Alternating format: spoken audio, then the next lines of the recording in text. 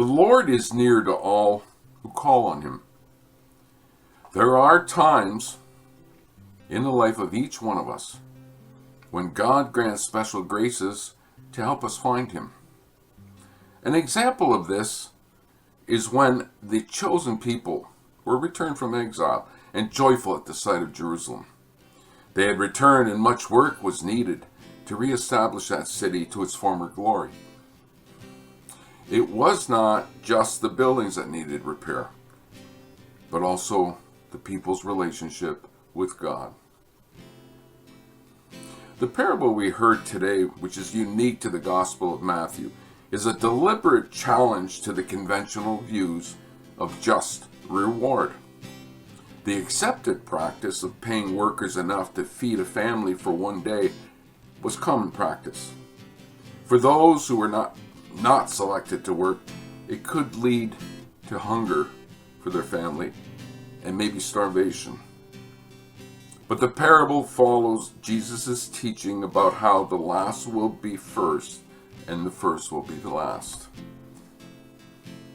The kingdom of heaven is like a landowner who went out early in the morning to hire laborers for his vineyard. He speaks with them and gives them the choice to agree to the terms for work. That includes payment. Most would certainly agree, especially when you consider that the money that they earned would feed their family on that particular day. Time and time again, the landowner returns and offers to hire those who are idle but still want to work. In the evening, when the workday ends, the most recent additions are paid first. Their payment equals that of the morning laborers. The landowner's generosity is immediately questioned by those who'd been hired in the morning. They spent all day working. They just couldn't understand it. But his response introduces the fact that it is never too late to agree to labor for God. What a message of hope for those who want to renew a relationship with God in our present day society. In an all or nothing world, it is not surprising that when aspirations are delayed or even squashed by some uncontrollable mishap like a car crash, disease, or an accidental fall, discouragement and grieving can accompany physical recovery. With the proper support mechanisms, there's lots of that nowadays, most people accept their limitations and move on.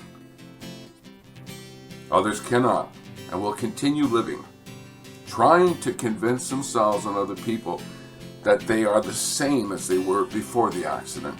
Nothing's changed. Physically it hurts, but emotionally it hurts a lot more. This happened to me, and it took a long time to hear the call to change. The reality of change for many can be grim. Anxiety about a future of pain can deter the most determined. In fact, God has given us all the gift of self-preservation, and we are not designed to destroy ourselves. And we have to live with the pain.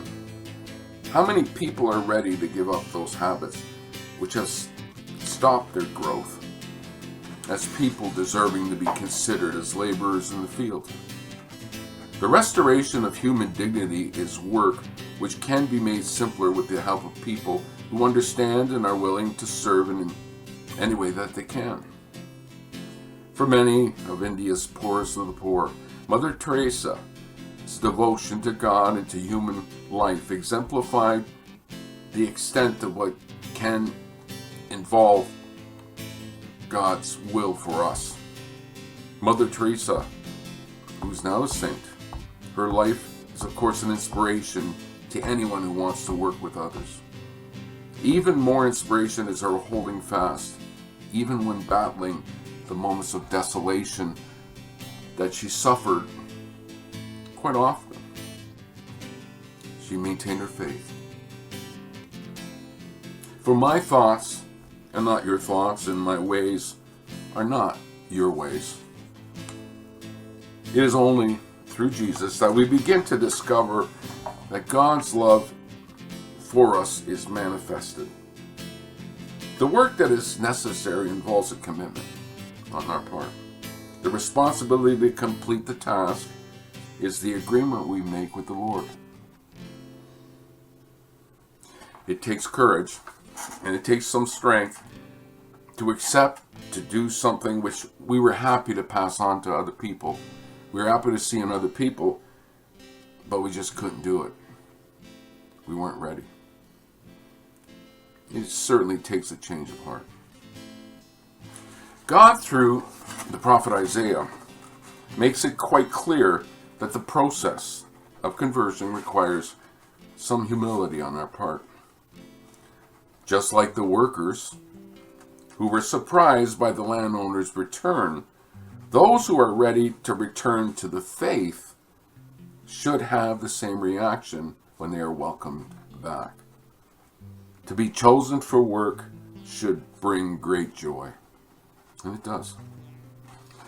God is exceptionally generous, and it's never too late to turn to Him in our need. God is always willing, but because of complacency on our part, we can become idle in our faith. We can sit for days, months, or years just going through the motions of having a faith life, but we fail in living it fully the way God intended us to do. God, who is depicted as a landowner, never shies away from bestowing His riches on us, no matter how long we've been absent. For many of us, it takes work in order to list some things like character defects and shortcomings and recognize how these can interfere and have interfered with establishing real communication, real communion with God and others. This is precisely what St. Ignatius did when he wrote the Examen, and when St. Augustine wrote about his life in his Confessions. These have become tools for the maintenance of the faith of many faithful. They've been also tools that are used by people who are coming back to the faith. Like so many other saints, our work can be devoted daily to being accountable for the behaviors which isolate us from God's will. This work breaks down barriers and opens channels to new opportunity and better relations with God and with each other. In the light of this new day, we certainly can apply ourselves to work with a joy that can be shared with the world, with our neighbors, with our families. We can then put it in God's hands by offering our lives to do with us and to build with us as He wills. We can ask Him to relieve us of the bondage of self so we might better do His will. We would ask Him to remove our difficulties so that victory over them would be a witness of His love, mercy, and way of life. We would conclude the prayer with wanting always to do His work. We could say it because our lives depend on it. God bless you.